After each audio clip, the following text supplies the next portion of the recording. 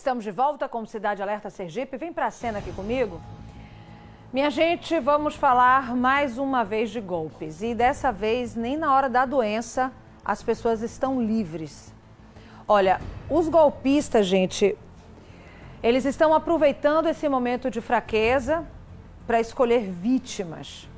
O cenário é o seguinte: a família está com um parente internado em um hospital particular, geralmente na UTI, e os golpistas conseguem dados do paciente. E aí começa a prática do golpe. Em um dia, foram 5 tentativas com familiares de pacientes no Hospital Primavera. Vamos entender melhor como é que funciona esse mecanismo na reportagem de Vinícius Mecenas. Põe na cena. Todos os dias, novos golpes e atos criminosos voltam a surgir. É como se fosse um mercado financeiro que não para um instante. Mentes criativas, mas, sobretudo, extremamente perigosas.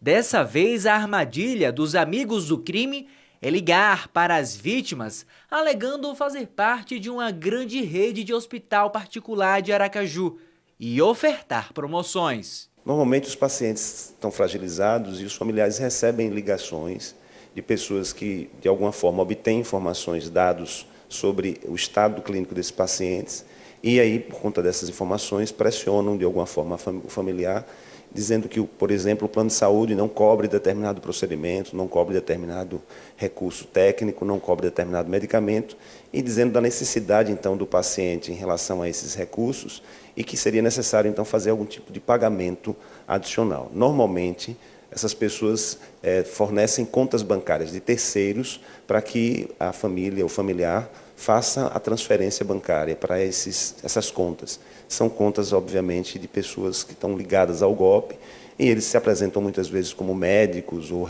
secretários de médicos, pessoas ligadas à assistência do paciente. Ao todo, 5 pessoas foram abordadas pelos criminosos, mas apenas uma teve o crime consumado. Um prejuízo que se aproxima dos R$10 mil. E, curiosamente, a ação tem um público específico. Normalmente, pessoas que estão mais debilitadas em estado de saúde com grau de internação. Normalmente, sim, são pacientes que estão ou em leitos de UTI ou pacientes que estão para serem submetidos a procedimentos mais graves, mais críticos. E é justamente em função dessa fragilidade emocional, dessa situação de fragilidade, que essas pessoas que fazem esses golpes se aproveitam ou tentam se aproveitar desse momento, lamentavelmente, desse momento que a família está vivenciando. Uma dessas vítimas foi Carlos Alberto Góes, que recebeu uma ligação de um possível médico, informando que precisava de uma quantia em dinheiro para realizar um exame de urgência. Contato de Aracaju, 079, solicitando uma quantia em dinheiro para um exame de emergência. Esse exame de emergência teria que ser feito naquele dia, naquela tarde. Diante da situação e causando estranheza, tentei falar com o hospital por telefone e não consegui. Fui pessoalmente na UTI e encontrando lá 4 pessoas na mesma situação. Foi recomendado pela equipe médica e pela assistência social que prestássemos uma queixa.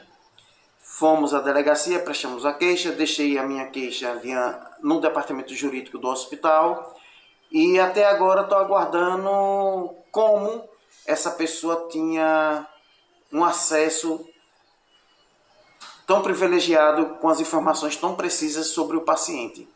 Fico no aguardo e fico um alerta para a sociedade. O hospital ainda alega que todo paciente recebe um comunicado com orientações e até dicas para não cair em golpes. A Rede Primavera fornece, no momento da internação do paciente, a Rede Primavera fornece um documento com orientações muito claras sobre a existência potencial desses golpes e sobre como o paciente deve se comportar, o familiar deve se comportar diante de uma abordagem que seja feita dessa maneira. Então, qualquer abordagem do familiar, que o familiar receba, nesse sentido, informando que o paciente está nessa ou naquela condição e que precisa de algum aporte financeiro, de alguma transferência, a gente recomenda fortemente que não haja nenhum tipo de repasse, que não faça nenhum tipo de transferência, que se certifique dentro do hospital, que vá até o hospital hospital e que não faça, porque o hospital não tem essa prática de fazer cobranças financeiras por telefone, nem autorizar nenhum tipo de transferência de recursos através de depósito, PIX, etc. Todas as cobranças, eventualmente, de despesas hospitalares,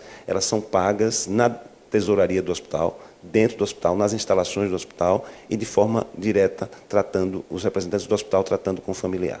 Até o momento, a rede privada não foi intimada para prestar esclarecimentos, mas informa que a assessoria jurídica já tomou todas as providências possíveis. É bom salientar que o hospital ele atende todos os requisitos relacionados com a proteção de dados, a proteção de informações assistenciais do paciente. Então não há nenhum tipo de problema com relação a essa situação e o hospital garante, assegura a proteção dos dados dos seus pacientes, dos seus clientes. De acordo com o delegado Everton Santos, da 1ª Delegacia Metropolitana de Aracaju, esse tipo de crime já é realizado há cerca de 2 anos. Algumas pessoas caíram, inclusive, e depois que nós divulgamos nos meios de televisão, nós conseguimos falar com um dos bandidos, com a parente de uma paciente, ele tentando extorquir essa pessoa, né, tentando dar um golpe nessa pessoa, solicitando o dinheiro para o exame de uma pessoa que estava numa casa de saúde. Então, a partir daquele dia, nós não tivemos mais essa incidência desse tipo de estelionato aqui, desse tipo de golpe. Normalmente, a prática se dá através do contato direto de ligação ou por aplicativos de mensagem. Até abril desse ano, mais de 40 mil ocorrências já haviam sido registradas em todo o país. A investigação ela começa exatamente pela conta que foi beneficiada com a transferência, né? O parente do paciente faz a transferência que seria para o exame, para uma determinada conta. Essas contas normalmente são do Centro-Oeste, Goiás, Mato Grosso, e a partir dali a gente faz a busca pelo cadastro do telefone, que as pessoas se enganam. Antigamente o 079 era de pessoas daqui. Hoje o 079 pode estar em Rondônia, pode estar no Amapá. E sucessivamente. O cara que é 061 não quer dizer que a pessoa esteja em Brasília. O 061 a pessoa pode estar aqui. As operadoras hoje permitem que isso seja... Eu vou comprar um chip hoje e peço um chip 074, que é de Feira de Santana, que é de Vitória da Conquista. Então, assim, não existe pagamento de exame nenhum à vista para o médico.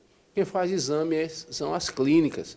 Então, liga para a clínica, confirma. Realmente, eu sei que é doloroso para a pessoa que tem um paciente lá, e muitas vezes até em estado crítico, e eles conseguem, de alguma forma, né, esses dados não só do paciente, mas como também de familiares, né? Então, a investigação ela se inicia exatamente dessa forma. Não se pode fazer transferência de valor para exame para médico. O crime é de estelionato e, a depender da ocorrência, a pena pode variar de 1 até 5 anos de reclusão. O crime é de estelionato, né? Muitas vezes a pessoa que está no hospital é um idoso, então é um estelionato com a pena majorada. Então a pessoa pode, para cada crime desse, ela pode ser sentenciada de 1 a 5 anos de prisão.